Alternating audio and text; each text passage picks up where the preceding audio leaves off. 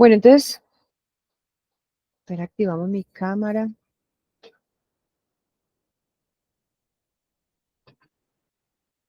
Bueno, muy buenos días para todos los que nos acompañan en este webinar, para nuestros speakers. Bienvenidos a esta sesión que hemos programado para ustedes y hemos titulado ¿Qué es el cifrado homomórfico y para qué es útil? Mi nombre es Ángela García, soy la gerente de la Asociación Alianza Synertic, Empresas de Software y TI, y agradecemos su compañía y también pedimos su consentimiento para poder grabar esta reunión y poderla publicar en la sección de noticias de la página web de Synertic para que los que no pudieron estar presentes, dado que hoy es asamblea de FedeSoft, entonces la puedan ver de modo offline. Agradecemos a Tecnalia, que son nuestros speakers hoy. Nos acompaña Tecnalia España, Maite y Nágore. Entonces, bienvenidas. Y nos gustaría conocer de ustedes, de Tecnalia. Vale, pues empezamos ya directamente. Voy a compartir una presentación porque, bueno, estamos Nágore y yo aquí representando eso al grupo de investigadores de la temática de ciberseguridad y confianza. Bueno, somos dos directoras de proyecto aquí en Tecnalia, entonces sí que nos gustaría introduciros lo que es el concepto de la organización, nuestros objetivos e ir focalizando lo que es este grupo y qué tecnologías son las principales. Entonces, voy a compartir la pantalla. Para lo primero, a ver. Bien. Hoy vamos a ver eso, vamos a tratar un poco quiénes somos, primero ponernos un poco en contexto. Rápidamente entraremos un poco en lo que son los fundamentos básicos de la criptografía homomórfica, qué tipos de criptografía, esquemas y librerías hoy en día hay disponibles y qué características tienen. Casos de uso que son proyectos en los que hemos estado utilizando y para qué sí es útil y para qué no es útil. Hemos estado viendo que la criptografía homomórfica pues, da resultados y concluiremos con los retos y limitaciones actuales. Tenemos interés sobre todo en transmitir para qué es útil la criptografía, ¿no? Y casos de uso, más que los fundamentos matemáticos que van detrás de toda esta tecnología.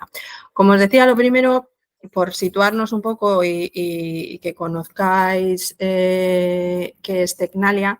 Bueno, Tecnalia es un centro tecnológico, es un tipo de organización al que no sé si están acostumbrados o con el que están familiarizados. Esto quiere decir que somos un centro que se dedica sobre todo a la investigación en ciertas tecnologías, en múltiples tecnologías, como veremos luego, ¿no? Aquí, por lo menos en Tecnalia. Pero tenemos un interés más de realizar una investigación aplicada, no tanto, estamos un escalón por encima, por decirlo de alguna forma, de lo que sería una universidad, que se hace investigación más básica. Entonces, nosotros lo que tenemos es interés en recoger esa investigación más básica y transferirla a las empresas pues, para realmente construir soluciones que sean más aplicables ya en su negocio, ¿no? Y tener un impacto más económico y social. Eso es importante que lo consideremos porque efectivamente eso, ¿no? Por cómo somos y quiénes somos, nuestras charlas normalmente suelen ser más de cómo aplicar este tipo de tecnologías y cómo integrarlas en soluciones que luego van a dar servicio, digamos, a lo que es la industria y la sociedad en general. Somos un centro tecnológico bastante grande, de hecho aquí en Europa pues es el más grande de lo que es todo el área del sur, del área mediterránea. Hay alguno más grande en Alemania y tal, pero bueno, nosotros tenemos 1.520 personas que fundamentalmente, pues yo diría que el 80% son investigadores en diferentes tecnologías. Tecnalia en su conjunto aborda diferentes ámbitos de actuación, desde lo que es transición energética, también tenemos tecnologías relacionadas con la salud y la alimentación, de la economía circular, movilidad sostenible, fabricación inteligente y también lo que son ciudades o ecosistema urbano. Y también un ámbito específico que es el de transformación digital, quizá mucho más transversal y que se relaciona mucho con otro tipo, pues el resto, digamos, de los ámbitos de actuación más verticales, ¿no? Entonces, tenemos una perspectiva multisectorial y multitecnológica, pues para abordar los proyectos que pueden ser de grandes retos, ¿no? Entonces, en la parte de transformación digital tenemos diferentes líneas o grupos de investigación que van desde tecnologías cuánticas, inteligencia artificial, bueno, hasta visión artificial, por ejemplo, y en concreto, como decía, el grupo de lo que es ciberseguridad y confianza, que es el que aborda la tecnología que vamos a ver hoy. Dentro de este grupo de ciberseguridad y confianza, pues yo creo que estamos como unas 50 y tantas personas trabajando. Bueno, tenemos diferentes grupos de tecnologías que van desde aplicación de inteligencia artificial para la detección y cuestiones de ciberinteligencia, tecnologías que tienen que ver con la parte de DLTs o blockchain, todo lo que tiene que ver con CyberRange, que es más, digamos, simulaciones de ataque, entornos, ¿no?, que nos permiten hacer este tipo de ejercicios, de, bueno, pues escenarios, digamos, para tener más conocimiento, y luego lo que sería toda la parte de certificación y compliance con estándares industriales de ciberseguridad. La parte de seguridad cuántica y postcuántica también es otro de los retos, y el primero y que tenemos aquí arriba es el que llamamos de criptografía aplicada y seguridad en IoT. Y es aquí donde, dentro de este grupo de tecnologías de Privacy Preserving Computation, que son las que aparecen en la zona superior izquierda, se ubica una de ellas, que es la de la criptografía homomórfica. Aquí dentro de Privacy Preserving Computation realmente nosotros estamos experimentando y trabajando con múltiples aproximaciones, desde lo que puede ser multi-party computation, también privacidad diferencial o differential privacy. Y sí que en la parte de criptografía homomórfica es una de las que estamos trabajando en los últimos, diría yo, 3 años, pues muy intensamente. Entonces, entramos ya un poco de lleno en lo que es los fundamentos básicos de esta criptografía y empezamos con lo que sería qué es la criptografía clásica, porque, bueno, vamos a recuperar un poco, ¿no?, lo que significa esto. No sé el nivel de conocimiento tampoco de técnico que pueda tener la gente que está viendo la charla. Entonces, bueno, por tener algunos conceptos que luego vamos a mencionar. La criptografía, y le llamamos clásica, digamos, es una técnica que se ha estado utilizando para cifrar información, de forma que solo aquel que la emite y aquel que la recibe puedan descifrarlos o, lo que es lo mismo, leerlos en claro. Lo decimos clásica porque esto realmente ha sido una técnica que se ha estado utilizando desde hace cientos de años. Bueno, pues muchos tenemos referencias de que se utilizaba en la Segunda Guerra Mundial, Napoleón, e incluso, bueno, pues hay referencias a que los romanos ya Julio César utilizaban este tipo de técnicas, muchas veces basadas simplemente, vamos a decir, ¿no?, en aquel entonces, en hacer una especie de sustitución de unas letras por otras en un texto, o por hacer una transposición, o incluso, bueno, utilizaban ciertos artilugios mecánicos para facilitar lo que sería ese mecanismo para el cifrado de la información. Obviamente eso ahora, hoy en día, está muy superado, sobre todo porque estamos ya en un entorno que con todo lo que son los computadores y las tecnologías digitales, bueno, pues la criptografía ahora tiene una base matemática muy importante y se construye alrededor de lo que llamamos un esquema de cifrado que se constituye por el espacio del texto que vamos a decir que está en claro, el espacio del texto que está cifrado, una serie de claves, lo que se llaman las claves para cifrar la información y descifrarla, y una serie de algoritmos o funciones que son precisamente las que realizan ese cifrado o ese descifrado. En esta aproximación ya vemos que hay dos opciones que se han estado trabajando pues, durante el siglo pasado, ¿no? Que es dependiendo de si la clave que se utiliza para cifrar y para descifrar es una o son dos. En el caso de que sea una, que estamos hablando de lo que se llama el cifrado simétrico, que es el dibujo que vemos arriba. Aquí hay una única clave y lo que se hace es utilizar esa clave para cifrar un mensaje y también para descifrarlo.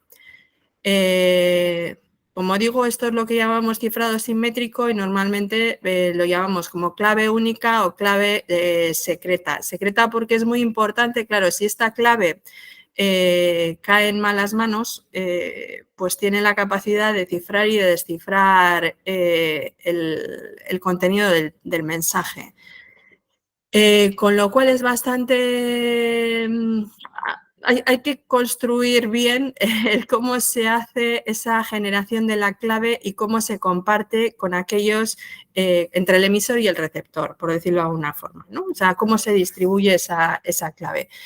En contraposición tenemos lo que tenemos abajo, que es el cifrado asimétrico, que en este caso tenemos dos claves diferentes. Una es esa clave privada o clave secreta que nos la vamos a quedar nosotros y que sirve, bueno, básicamente para lo que es realizar el descifrado de la información, pero tenemos una clave pública que lo que podemos hacer es distribuirla a todos aquellos emisores con los que queremos tener, digamos, un canal de comunicación cifrado. Esa clave pública lo único que sirve es para cifrarla. Entonces, bueno, distribuimos esa clave a los emisores y no hay peligro, por decirlo de alguna manera, que caiga en malas manos como puede ser la clave única de arriba.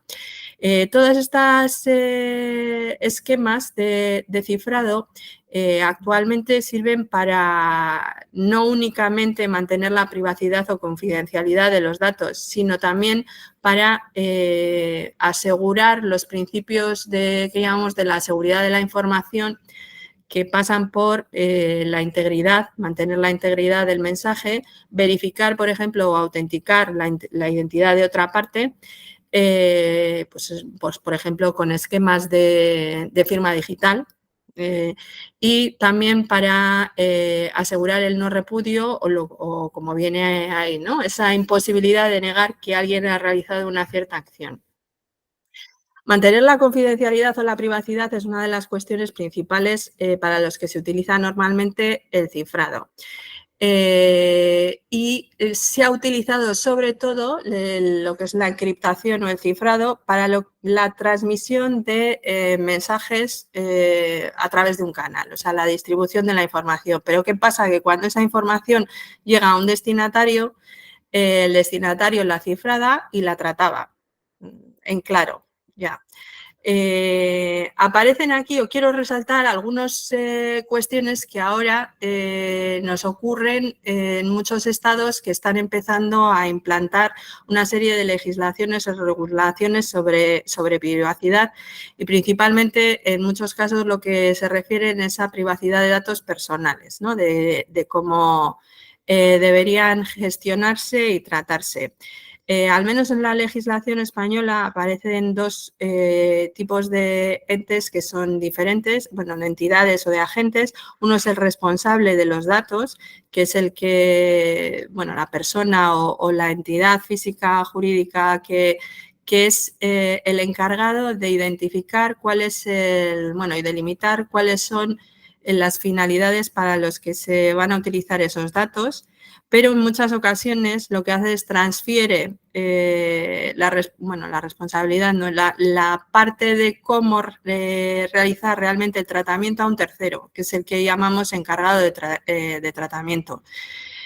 Claro, esa información se la cedes a un tercero y ya podría tener capacidad de verla y aunque la ley, digamos, puede proteger, pues eso, te puede proteger legalmente de que no se realicen determinadas cuestiones, pues realmente no es garantía por sí sola de que ese encargado del tratamiento haga mal uso de los datos o vea lo que no deba ver. Entonces, normalmente, bueno, pues ¿cómo podemos solventar esto? Pues aplicando unas medidas técnicas adicionales, como pueden ser precisamente la criptografía homomórfica. ¿Qué es lo que tiene de especial este tipo de criptografía? Bueno, pues que se permite operar sobre una serie de datos que están cifrados, ahí lo que aparece en un dominio homomórfico, vamos después a comentar lo que es esto del dominio homomórfico, obteniendo resultados también cifrados que son equivalentes a la operación que se realizaría sobre la información original. Ejemplo, si yo quiero hacer una suma de 3 números, el 2, el 4 y el 1, 2 y 4, 6 y 1, 7. Si lo hago en claro, digo, bueno, eso me debe de resultar, esa suma debe darme un 7. ¿Qué es lo que te permite la criptografía homomórfica? Cifrar el 2, el 4 y el 1 con una clave. Normalmente, como vemos aquí, es la clave, utilizamos una clave pública. Esos datos están cifrados y ahora viene alguien, que es un tercero, es encargado del tratamiento, que tiene un modelo homomórfico que es capaz de realizar una operación que le da un resultado cifrado que al descifrarlo resulta ser un 7. Ese es el proceso. Entonces, todo esto, como indicamos aquí, se basa en una serie de cualidades matemáticas que se llaman homomorfismos, que lo que facilitan es que precisamente la relación entre las operaciones en una estructura algebraica entre datos cifrados y datos no cifrados, pues sean equivalentes. ¿Vale? Entonces, aquí, como decimos, el sistema criptográfico habitual que se utiliza en el cifrado homomórfico es el de la criptografía asimétrica o de clave pública, ¿no? que veíamos antes. Por eso, en este gráfico vemos aquí a la izquierda representado pues, el que tendría, digamos, el proveedor o el poseedor de los datos, que los puede cifrar con la clave pública, los transmite al operador y luego al recibir el resultado los descifra ya únicamente con su clave privada. Esa clave pública pues, podría estar suministrando otro tipo de organizaciones también datos con la clave pública cifrada y que el operador pues, los combinara. Este tipo de criptografía es muy útil porque, como decimos, ¿no? pues, se presentan varios modelos de negocio actualmente que tienen unas necesidades o unos requisitos de precisamente facilitar el mantener los datos en privado, pero explotarlos de alguna forma por un tercero. Hemos visto referencias a casos de uso relacionados con, por ejemplo, explotar datos médicos, que son datos muy sensibles, por ejemplo, datos sobre mis analíticas de sangre, sobre como pues, ecografías, cuestiones similares, datos de niveles de colesterol, todo ese tipo de cuestiones que podrían combinarse y analizarse para emitir, por ejemplo, ciertos cuidados o sugerencias sobre cómo deberías digamos, trabajar tu cuerpo, ¿no? Para mejorarlo.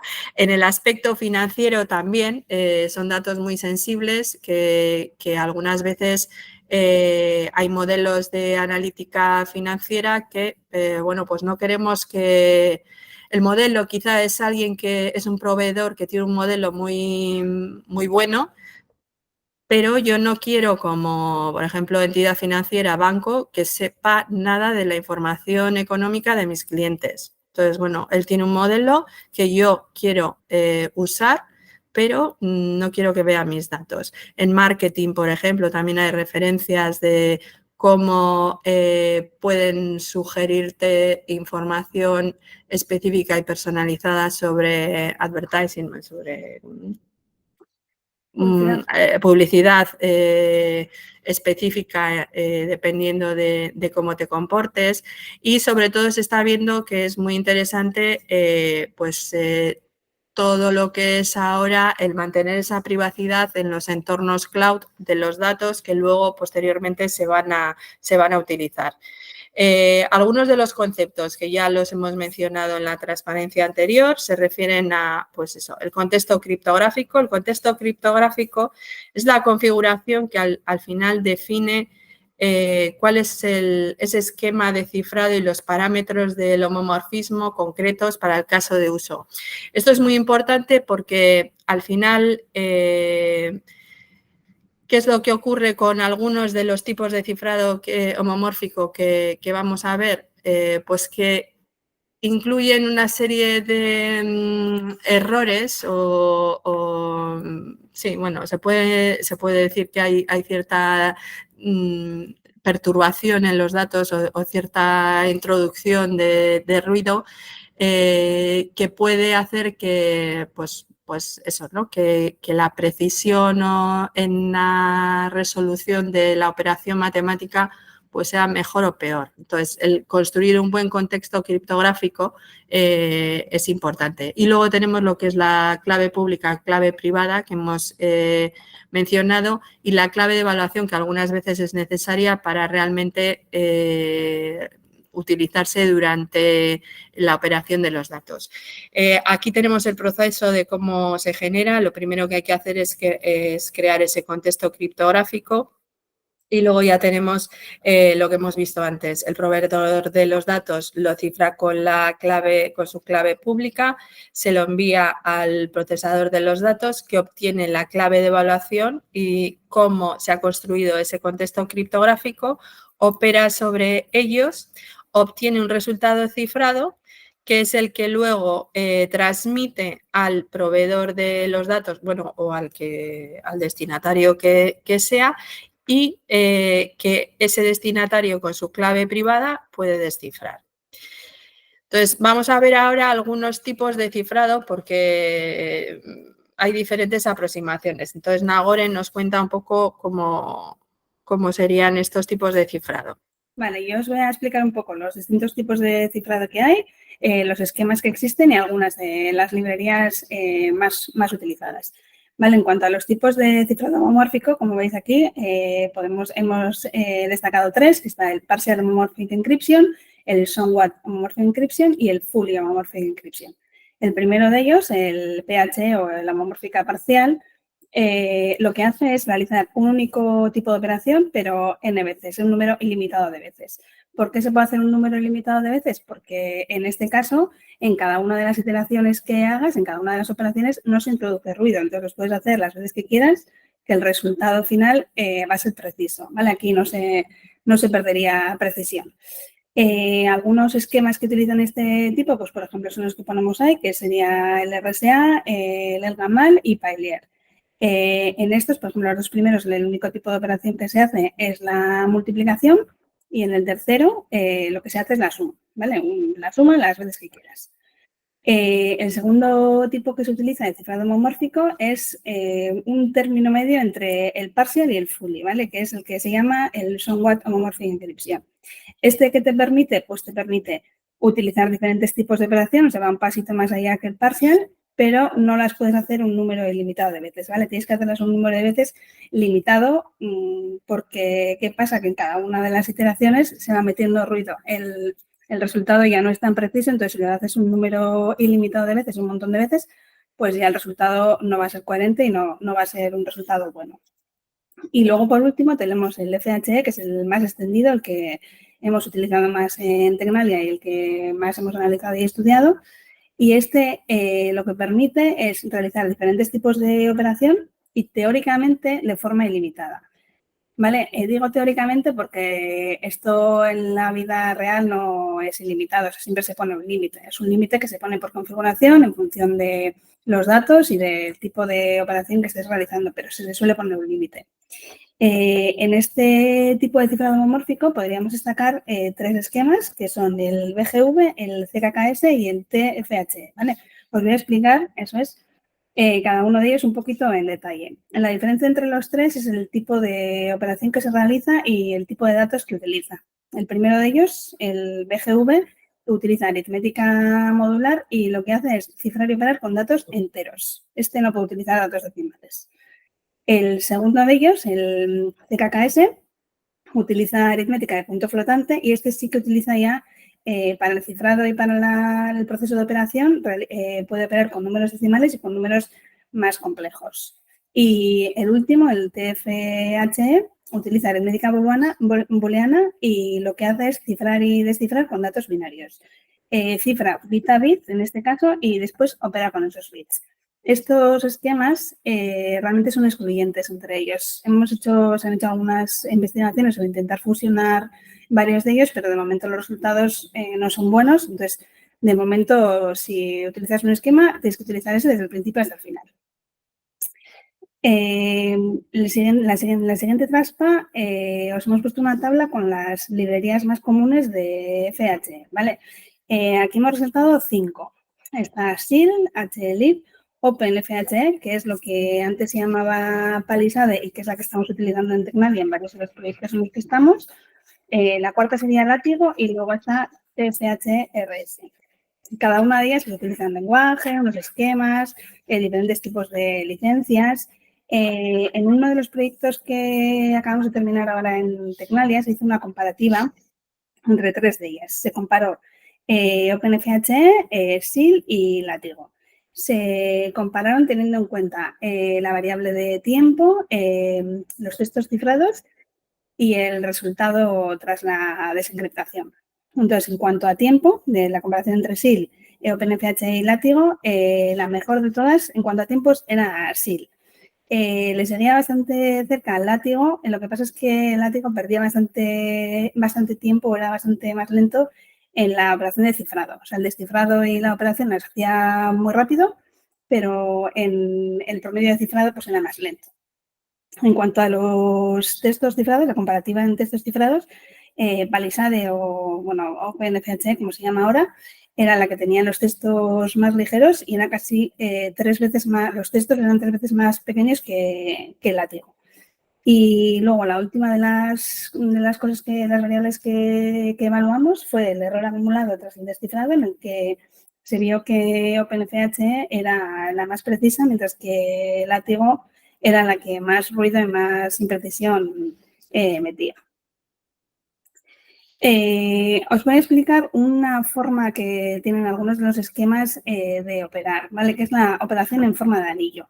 Esta la utilizan los esquemas BGV y CKKS, ¿vale? El que hemos dicho que opera sobre datos enteros y el que hemos dicho que opera sobre datos decimales y complejos. ¿Qué es esto de operar en forma de anillo o en forma de vector? Supongamos que tenemos aquí en el dibujo unos datos de entrada, por ejemplo, A1, AN, y que lo queremos multiplicar con los datos de entrada de B1 con BN. ¿Vale? Lo que se hace aquí es, se encapsulan los datos de entrada A1 a N en un anillo y los datos de entrada de B1 a BN en otro anillo. Se encriptan esos datos y se opera con esos datos encriptados. Y el resultado final es un resultado también encriptado. ¿vale? Es como encapsular en un cybertext todos esos datos de entrada y operar con ellos. Esto es un poco lo que os queríamos, un barniz un poco técnico sobre pues, las librerías, esquemas y tipos de homomórfica que existen hoy en día y lo que en Tecnalia hemos estado investigando y hemos estado utilizando en algunos de los proyectos. Vale, entramos ahora ya más en lo que es, bueno, pues esto en algunos de los proyectos, como decía Nagore, hemos estado haciendo ya, pues esto igual fue hace 3 años fácilmente, esa comparativa de las diferentes librerías, sobre todo para casos de uso, normalmente, bueno, en ese caso la comparativa tenía que ver más con operaciones relacionadas con multiplicaciones y sumas con datos numéricos, pero con decimales. Pero se nos están planteando diferentes tipos de casos de uso a nivel de negocio, ¿no? Entonces, queríamos comentaros algunas de las características de los proyectos que hemos estado llevando adelante y dónde hemos ido viendo y estamos viendo, ¿no? Porque todavía esto es realmente todo este boom de, bueno, ha habido ahí, digamos, un hito desde el punto de vista científico-tecnológico, que yo creo que fue en el 2006, que es cuando aparece el esquema CKKS y se va viendo que esto tiene más visos de poder aplicarse en diferentes casos de uso. Entonces, algunos de los que estamos viendo, nosotros en concreto en los últimos 3 años y que tenemos ahora actualmente, empezamos por este, que es un tipo de problema en el que el contexto es que se quiere realizar el cálculo de la huella de carbono en una cadena de valor. En este caso, bueno, pues eran organizaciones que iban secuencialmente ampliando las operaciones que se realizaban sobre un determinado producto y al final iban haciéndose incluso montajes de productos diferentes. Entonces, cada uno de esos agentes de esa cadena de valor de suministro tenía que hacer el cálculo de la huella de carbono, que es una de las cosas que ahora aquí por ley hay que hacer. Aquí, bueno, pues esto, como dice la huella de carbono, identifica la cantidad de emisiones que son liberadas a la atmósfera y que son consecuencia del desarrollo de cualquier actividad. Los de transporte, los de fabricación, aquí cualquier tipo de agente tiene que realizar ese cálculo de la huella. ¿Cuál era el contexto que teníamos? Como decimos, había diferentes organizaciones de diferentes tipos que eran las empresas emisoras de los gases. Por ejemplo, teníamos algunos que eran fabricantes de producto. Había otro agente que era el responsable de realizar ese cálculo de la huella de carbono, o lo que llamábamos aquí el operador, el que realizaba la operación. En este caso se daba la circunstancia, además, que tenemos un equipo dentro de Tecnalia en uno de los objetivos de los ámbitos de actuación, que era de economía circular, creo que es el que en muchos casos hace ese cálculo de la huella de carbono a otras organizaciones. Y luego, opcionalmente, aparecía lo que llamábamos el auditor del resultado. La fórmula para realizar el cálculo de la huella de carbono es diferente en cada caso dependiendo del tipo de agente, pero al final acaba siendo un producto de 2 factores. Uno que es el dato de la actividad, que dependiendo de tipo de organización, pues puede ser la gasolina consumida en los diferentes tipos de cosas, y un factor de emisión, que es un factor de emisión público. ¿Qué se daba aquí en este contexto? Por una parte, que es habitual que ese cálculo de tu huella de carbono lo realice un agente externo a la organización. Que lo que consideraban sensible o crítico en este caso y que podía dar pistas sobre cómo era tu empresa, eran los datos de actividad, una de las partes de esta ecuación que veíamos, ¿no? Este dato de la actividad es el que no les gustaba a las empresas tener que enseñar a ese cálculo, a esa empresa que les hacía el cálculo. Como decíamos, todos los cálculos y fórmulas están basadas en el uso de polinomios, eran sumas y multiplicaciones y eran datos tanto de factores públicos como de propios de la empresa y todos eran datos de coma flotante, o sea, de punto flotante. El resultado, sin embargo, no es tan problemático que sea confidencialidad, o sea, puede ser público e incluso es de uso para el siguiente o para el resto de la cadena de valor. Y puede haber incluso interés en registrarlo y verificar que el resultado final que se ha hecho por parte del operador es el que debe ser, ¿no? Y no hay, vamos a decir ahí, ningún tipo de fraude. Entonces, los requisitos que teníamos era que queríamos proteger los datos originales de la actividad. Para eso estábamos aplicando el cifrado sobre esos datos. Teníamos que operar aritméticamente con esos datos sin conocerlos por parte de ese operador y se publicaba el resultado del cálculo en una blockchain. Facilitando después, digamos, una serie de flujos de transferencia de esas claves públicas y privadas a un potencial auditor para que verificara que el resultado que ha registrado la empresa en claro realmente se corresponda con el resultado que fue obtenido por la empresa que era la que realizaba el cálculo y ahí no había ningún fraude. Este tipo de escenario de contexto bueno, hemos visto que es fácilmente asequible y todos los requisitos que se ponían han podido ser cumplidos. Desde el punto de vista del rendimiento y la complejidad en el cálculo, el tamaño y tal, bueno, pues no ha resultado traumático o problemático, vamos a decir. Pasamos a otro caso de uso que hemos tenido, que le hemos llamado análisis de datos de la administración o de, bueno, diferentes tipos de organizaciones del gobierno que tienen información de los ciudadanos distribuida. Pues aquí teníamos, por ejemplo, casos de uso en los que había información de una persona distribuida en los ayuntamientos, en las diputaciones, en gobiernos locales, en ministerios. Entonces, teníamos ahí información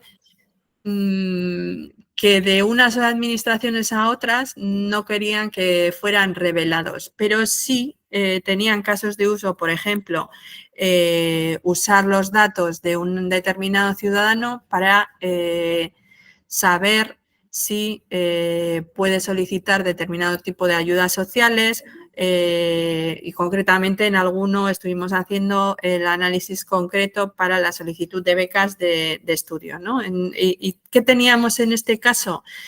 Que los procesamientos necesarios había de diferente tipo que había que resolver.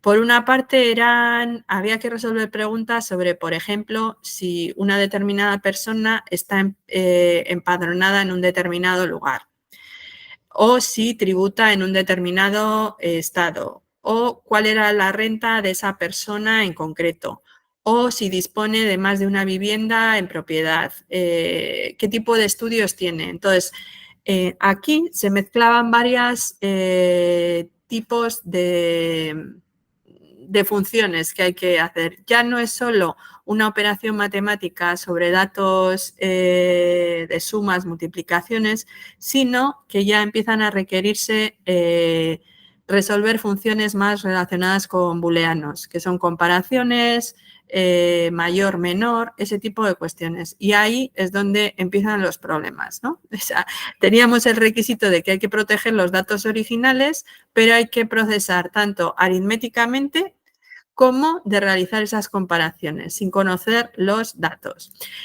¿Qué es lo que vimos? Que efectivamente los cálculos aritméticos no había grandes problemas, pero la lógica booleana no podía resolverse y tuvimos que ir más a proponer una solución basada en computación multiparte. Entonces, aquí es donde ya empezamos a ver ciertas restricciones. La siguiente derivada es aumentar la complejidad en cuanto al procesamiento que hay que realizar sobre los datos, pero aplicando diferentes modelos de inteligencia artificial, concretamente aprendizaje automático. En este caso, en nuestro caso de uso, estábamos resolviendo una situación que pretendía detectar intrusiones en redes de comunicaciones industriales de tipo OT. O sea, ahí teníamos sistemas SCADA que se estaban comunicando con PLCs, por ahí había información relacionada con los flujos de comunicaciones que eran habituales, por decirlo de alguna forma, entre los diferentes elementos de esa red y aplicábamos diferentes técnicas en claro de modelos de, en este caso yo creo que eran máquinas de vector soporte y regresión logística y queríamos ver si éramos capaces de transformar esos modelos y operar con los datos en cifrado. Entonces, aquí la cuestión es que tenemos el tipo de contexto es que hay un proveedor de los datos, que es el que genera esa información de los flujos del tráfico en la red, que se los envía a una cloud tanto para entrenar un modelo como para después predecir. Entonces, tanto el entrenamiento de ese modelo de inteligencia artificial como posteriormente la predicción sobre un determinado de datos, el objetivo era hacerlo con datos cifrados. Como comentaba, hicimos este estudio con dos tipos de algoritmos. Uno es las máquinas de vector soporte. Esto, bueno, pues veíamos que realmente utilizamos este tipo de algoritmo porque la optimización que se incluye es una función que conlleva un gran número de operaciones matemáticas. Y, bueno, tiene muchas aplicaciones. En nuestro caso era la detección de anomalías, pero bueno, hemos visto que máquinas de vector soporte, bueno, se utilizan en muchos tipos de casos de uso, sobre todo en ciberseguridad, ¿no? Que es nuestro interés. Y luego la de regresión logística nos interesaba también porque son la base para luego posteriormente aplicarlo en la implementación de redes neuronales. Y en este caso veíamos que, bueno, no voy a entrar aquí porque tampoco es mi campo de especialización, lo que llaman aquí la función sigmoide, que es una de las cuestiones que se utiliza en la regresión logística, pues para tomar esa decisión, hacer esa clasificación. Es necesario transformarla y teníamos que hacer, por decirlo de alguna manera, una transformación de esa función, que no sé si era logístico, en una aproximación basada en polinomios, que es precisamente para transformar eso en multiplicaciones y sumas, que son lo que nos permitía hacer el cifrado homomórfico. Entonces, ¿qué conclusiones hemos obtenido aquí? Que efectivamente los modelos pueden ser transformados sin perder gran precisión. Bueno, pues había un 90 y tantos % yo creo de precisión suficiente, no se perdía mucho.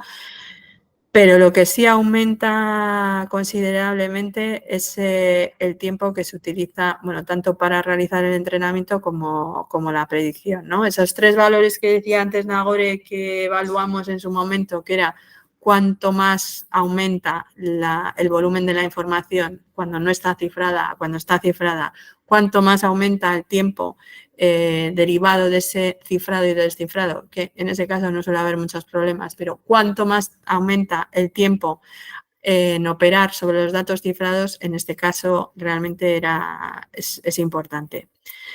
Y yo creo que la última nos cuenta Nagore en dónde estamos ahora metidos en Harina, que es uno de los proyectos que estamos llevando adelante ahora. Sí, el último de los casos de uso que os hemos traído hoy es la aplicación de criptografía homomórfica en Federated Machine Learning, ¿vale? En plataformas de aprendizaje federado. Aquí, ¿cuál es el objetivo? ¿Qué es lo que se quiere conseguir? Pues realizar operaciones con los datos cifrados de diferentes fuentes de datos, diferentes orígenes, sin que el encargado de realizar dicha agregación, lo que llamamos el servidor de agregación o el que opera con esos datos, tenga conocimiento en claro ni de los datos origen ni del resultado, ¿vale? Siempre tiene que operar con los datos encriptados. Algunos ejemplos en los que se podría utilizar esto, pues ponemos ahí 3, hay más. Por ejemplo, podría utilizarse como recomendador basado en las reseñas de los usuarios, en los gustos y reseñas de los usuarios. Para la optimización de tráfico, basado en las rutas de los vehículos en la carretera. Y el tercero de los que destacamos aquí es uno de los que comentaba antes Maite, que es para hacer análisis de datos de salud. Pues podrían entrar aquí diferentes hospitales y realizar una serie de operaciones o análisis de datos, pues para sacar una serie de conclusiones o para sacar una serie de datos y en función de esos datos actuar y sacar pues, conclusiones. ¿Cuál es el contexto de este caso de uso? ¿Qué era lo que teníamos que cumplir? Pues como he comentado, teníamos diferentes organizaciones que participaban en el entrenamiento y los datos de entrada eran datos sensibles, por lo tanto, no se querían compartir con ningún tercero. Entre los participantes se podían compartir, pero el servidor de agregación, el que opera, ese no debía haber en ningún momento los datos en claro. Y luego el resultado también debería permanecer privado con respecto a ese tercer participante. ¿Qué es lo que se tenía que cumplir también en este caso de uso? Era necesario proteger los modelos y que no fuera posible deducir información de los datos que se han utilizado para emplear esos modelos. Eso era otra de las premisas que teníamos que cumplir. Y luego tenían que ser casos de uso en los que las operaciones no requirieran de inmediatez, porque como hemos comentado antes, la criptografía homomórfica todavía requiere de tiempo y si metes mucho volumen de datos, pues se tarda en hacer la operación, entonces el resultado tarda en obtenerse. ¿Qué es lo que se ha cumplido en este caso de uso? Pues sí que se cumple la privacidad con respecto de los datos de entrada y el resultado con respecto a terceros, pero ¿cuáles son los problemas con los que nos estamos encontrando? Pues los tipos de operación que se pueden hacer, pues llegamos hasta hacer una media, pero si, por ejemplo, queremos hacer una mediana, pues ya los tiempos se elevan muchísimo y si tienes muchos volúmenes de datos de entrada, pues la mediana ya es algo que hemos descartado porque se tarda mucho tiempo. El rendimiento es insuficiente, lo que acabo de comentar, y luego, si se quiere ir un pasito más allá en cuanto a la privacidad, es decir, que no solamente la privacidad de los datos sea con respecto al servidor de agregación, sino que el resto de los participantes tampoco vean los datos de los otros, o sea, que cada uno solo vea sus datos, entonces ya hay que meter piezas extra, no solamente la homomórfica, sino que habría que meterse en piezas adicionales como el proxy for encryption o temas así. Y esto es un poco en lo que estamos trabajando ahora y lo que hemos investigado y las cosas que vemos factibles y las cosas que todavía pues quedan como reto. Sí, entonces ya creo que por resumir, tenemos aquí una transparencia que decimos para qué sí estamos viendo que es útil o dónde, en qué casos de uso es útil y dónde no. Sí, es un poco lo que hemos comentado durante toda la presentación. ¿Para qué sí? Pues se mantiene la privacidad de tanto datos de entrada como resultados de un tercer participante, que en este caso podría ser el agregador. Se mantiene el control de los datos de entrada, lo que puede favorecer el proporcionar este tipo de algoritmos como servicio y es perfecto, se puede utilizar muy bien cuando se va a utilizar, si quiere realizar una misma operación sobre datos diferentes en paralelo. ¿Vale? Estos serían los temas en los que a día de hoy la criptografía homomórfica sí que encaja. ¿Vale? ¿Qué retos tenemos? ¿Con qué problemas nos encontramos y qué cosas todavía la criptografía homomórfica pues no resuelve o resuelve a medias? pues no está pensado para grandes cantidades de datos. Cuando tienes muchísimas cantidades de datos, pues ya los tiempos se elevan, los textos cifrados son muy grandes, entonces ya aquí la cosa se empieza a complicar.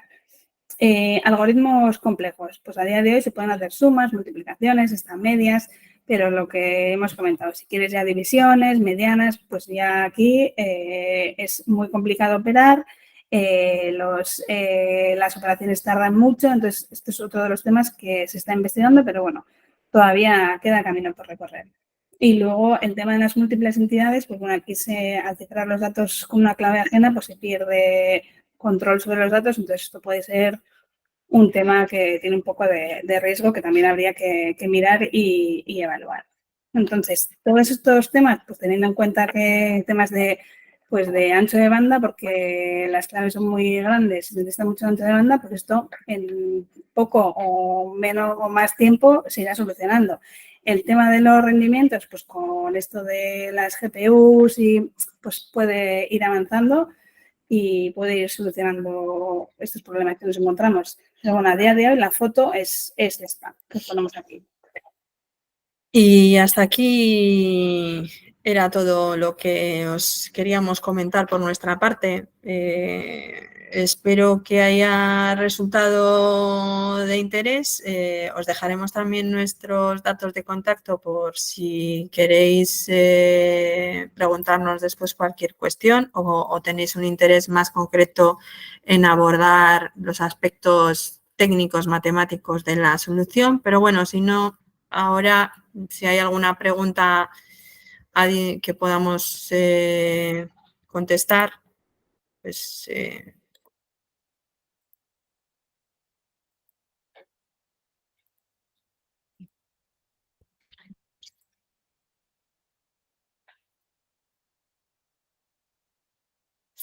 Pues Ángela, lo dicho, os dejaremos la información de contacto y todo aquello que preguntas, intereses, lo que sea, pues bien a través de ti o directamente con los datos de contacto que os hemos dado, pues sin ningún problema. Bueno, muchísimas gracias, Maite, Nagore, y a toda Tecnalia España, Tecnalia Colombia y a todos los que nos acompañaron en este webinar. Por supuesto, vamos a publicar este webinar en la sesión de noticias de la página web de Synertic y con mucho gusto, lo que necesiten, aquí estamos. También nos acompaña Claudia Montilla. Y bueno, a la orden. Gracias por todo y que tengan todos un feliz día. Muy bien. Igualmente, gracias. Gracias. Gracias. Adiós. Adiós.